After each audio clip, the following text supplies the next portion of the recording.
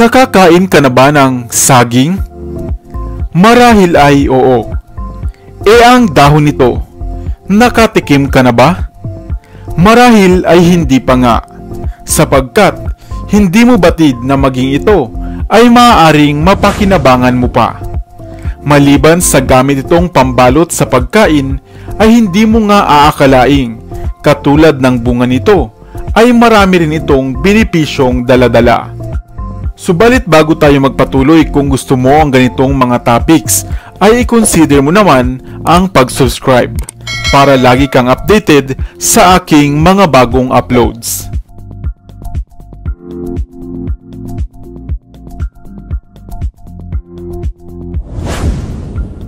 Ang saging ay isang pinakapopular na tropikal na prutas na paborito ng karamihan.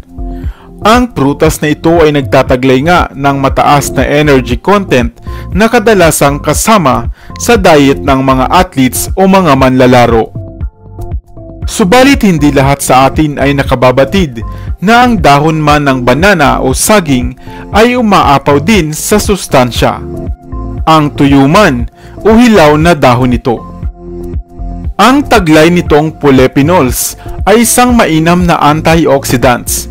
At gaya ng ilang mga halamang gamot, maaari mo itong pakuluan upang makuha mo ang sustansya na animoy gumagawa ka nga lamang ng isang tsaa. Narito ang mga sustansya at gamit ng dahon ng saging na maaari ngayon mo pa lamang maririnig. Number 1. Ang dahon ng saging ay mayaman sa antioxidant na kailangan ng katawan upang malabanan nito ang mga sakit at mga free radicals. Ang taglay nitong astringent effect ay nakatutulong nga upang makaiwas tayo sa maagang pagkulubot ng balat, Alzheimer's disease at maging demensya. Maaari mong gawing tsaa ang dahon nito at inumin 3 beses sa isang araw. Number 2. Makatutulong ang dahon ng saging upang mawala ang inyong sore throats. Nakakabahala ang pagkakaroon ng namamaga at makating lalamunan, lalo na nga sa panahon ngayon, na mapaubo ka lamang, lahat nga sila, ang paningin ay sa iyo nakatuon. At ang pag-inom mo ng isang baso ng pinakuluang dahon ng saging ay makatutulong upang makaiwas ka sa paglala ng inyong sore throat at upang maiwasan ito. Number 3. Mainam sa lagnat. Opo, ang mainit o maligamgam na tsaa buhat sa pinakuluang dahon ng saging ay makatutulong upang mawala at mapababa ang inyong lagnat. Number 4. Nagpapalakas ng immune system. Ang tuyong dahon ng saging ay nagtataglay ng allantoin at lignin na nagpapatibay ng inyong resistensya laban sa iba't ibang karamdaman. Number 5. Treatment of dysentery. Magandang balita, dahil hindi gaya ng ibang mga herbal na gamot, ay maaari mo nang inumin ang pinakuluang dahon ng saging kasabay ng iba mo pang iniinom na mga maintenance na gamot. Mainam itong nakatutulong sa dinaranas mong dysenterya kasabay ng iniinom mong iba pang mga gamot. Number 6. Gamit ang dahon ng saging ay hindi mo na nga kailangan pa ng band-aid dahil maaari na itong pantapal sa sugat. Magdurog ka lamang ng dahon nito at itapal ito sa sugat o paso sa inyong balat. Number 7. Malusog na buhok.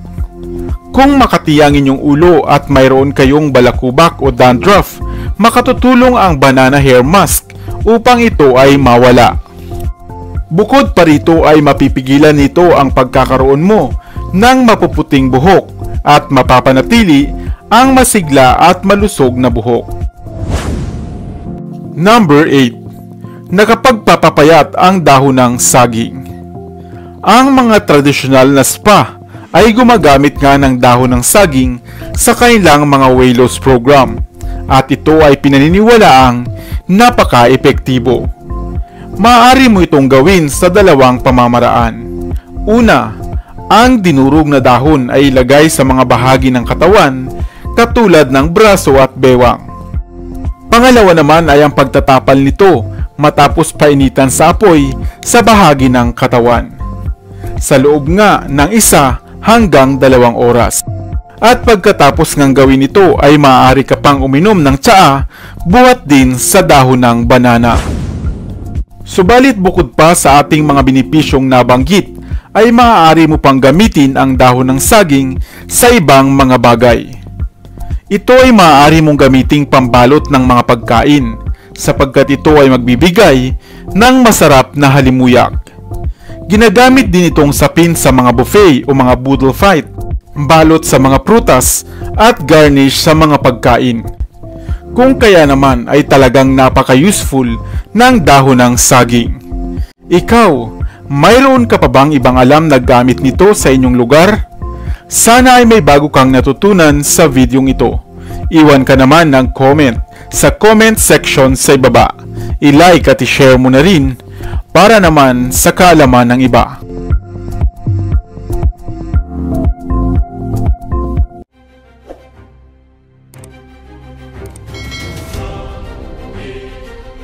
Para sa mga kakaibang kwento ng inspirasyon, kaalaman, hiwaga at misteryo, ako pa rin ang inyong lingkod, ang inyong best para sa Best TV.